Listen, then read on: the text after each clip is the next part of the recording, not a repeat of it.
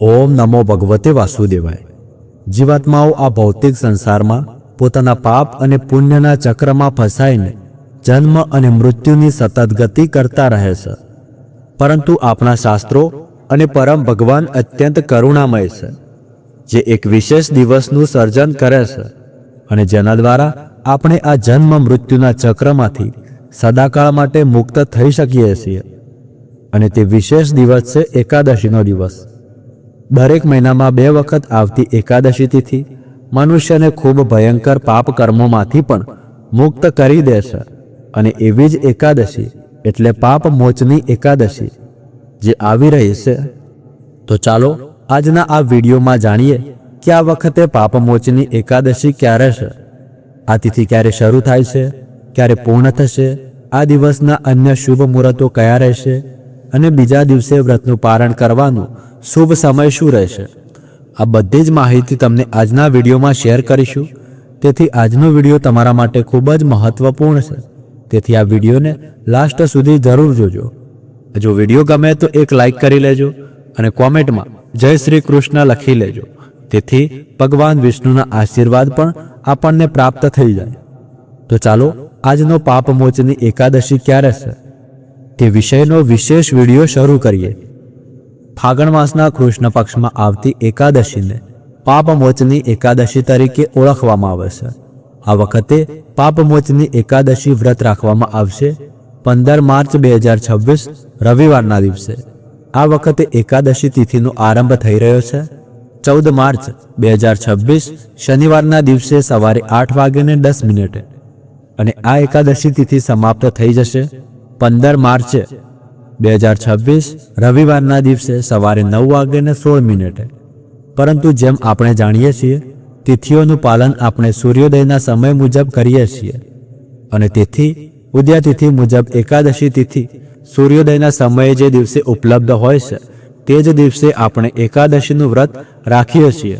તો આ વખતે એકાદશી તિથિ સૂર્યોદયના સમયે 15 માર્ચે પ્રાપ્ત થઈ રહી છે, અને આ કારણે આ વખતે આપણે પાપમોચની એકાદશી વ્રતનું પાલન 15 માર્ચ 2026 રવિવારના દિવસે જ કરીશું। આ એકાદશી વ્રતનું પારણ કરવાનો સમય રહેશે બીજા દિવસે, એટલે કે 16 માર્ચ 2026 સોમવારના દિવસે સવારે 6:36 થી લઈને 9:43 વચ્ચે। આ સમયની અંદર તમારે આ એકાદશી વ્રતનું પારણ કરવું પડશે।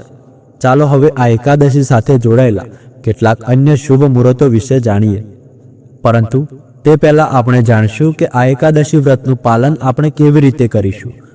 તો જુઓ, તમે પાપમોચની એકાદશી વ્રતનું પાલન કરવા ઈચ્છતા હોય તો તમારે આ એકાદશીના નિયમો 10મી તિથિના દિવસથી શરૂ કરવા પડશે, એટલે કે આ દિવસે શુદ્ધ અને સાત્વિક ભોજન લેવાનું છે, બ્રહ્મચર્યનું પાલન કરવાનું છે અને રાત્રે જમીન ઉપર શયન કરવાનું છે। પછી બીજા દિવસે એટલે કે એકાદશીના દિવસે સવારે બ્રહ્મ મુહૂર્તમાં ઉઠીને સ્નાન કરવાનું। તમે ચાહો તો નાવાના પાણીમાં થોડું ગંગાજળ પણ મિક્સ કરી શકો છો। પછી સ્નાન કરી ભગવાન સૂર્યદેવને જળ અર્પણ કરવું।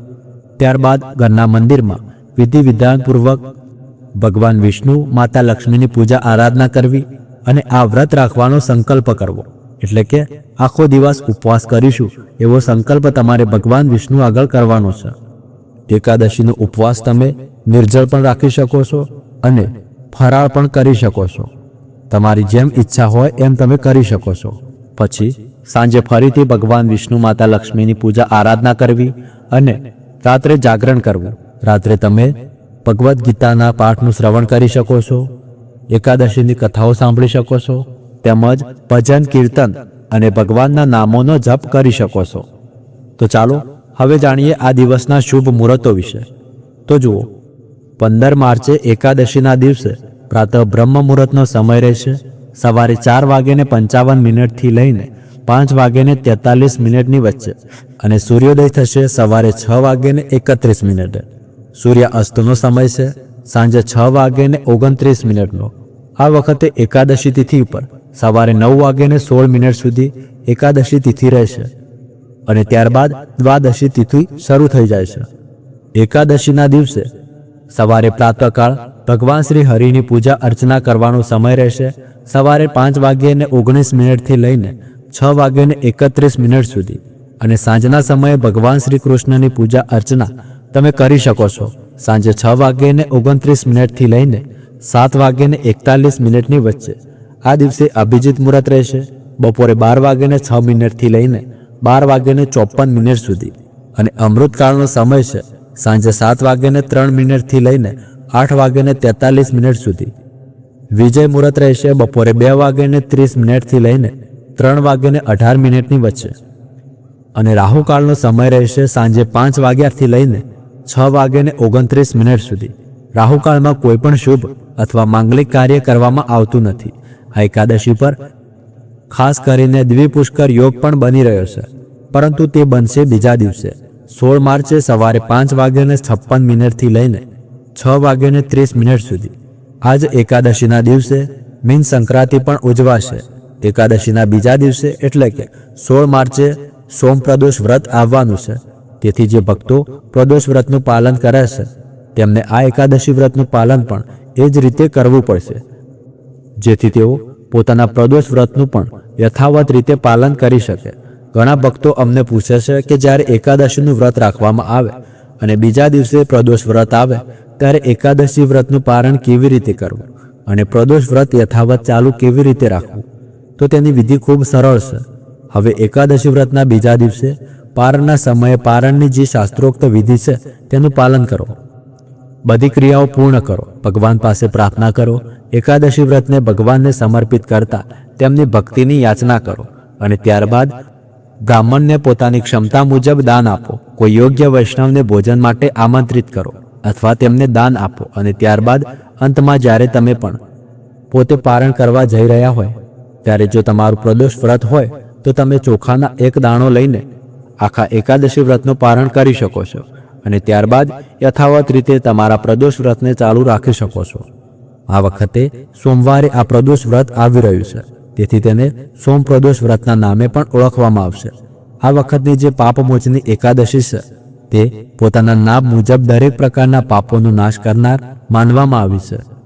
ફાગણ માસના વદ પક્ષમાં આવતી આ પાપમોચની એકાદશી મનુષ્યના પૂર્વજન્મ અને વર્તમાન જન્મના સુમેરુ પર્વત જેવા મોટા પાપોને પણ તરત જ નષ્ટ કરી દેશે. અને તેથી જ આ એકાદશીનું શ્રદ્ધા અને નિયમપૂર્વક પાલન કરવું દરેક મનુષ્ય માટે ખૂબ જ આવશ્યક છે. જો તમે આ એકાદશી વ્રતની સંપૂર્ણ વ્રત વિધિ જાણવા માંગતા હોય તો તમે નીચે કોમેન્ટ બોક્સમાં લખીને જણાવો. જો તમારી ઈચ્છા થશે તો અમે આ એકાદશી વ્રત વિધિ પણ તમારા માટે લઈને આવીશું. આ સાથે આજના વિડીયોમાં અહીં વિરામ આપીએ છીએ. જો આજની માહિતી સારી લાગી હોય તો વધુમાં વધુ લોકો સુધી પહોંચાડો. આ વિડીયોને લાઈક કરીને વધારેમાં વધારે લોકોને શેર કરો, જેથી તેમને પણ આ વખતે પાપમોચની એકાદશી વિશે સંપૂર્ણ માહિતી મળી શકે. અને એકાદશીની પૌરાણિક કથા સાંભળવા માટે તમારી પોતાની ચેનલ સંપૂર્ણ જ્ઞાન ગુજરાતીને સબસ્ક્રાઇબ કરીને રાખો, કારણ કે અહીં તમને મળશે પાપમોચની એકાદશીની વ્રતકથા, ભગવદ્ ગીતાજીના પાઠનું શ્રવણ પણ અહીંયા મળશે. તેથી અમારી સાથે જોડાયેલા રહો, અમારી ચેનલને સબસ્ક્રાઇબ કરી લેજો. તો મળીએ આગળના વિડીયોમાં. ત્યાર સુધી ધન્યવાદ. રાધે રાધે.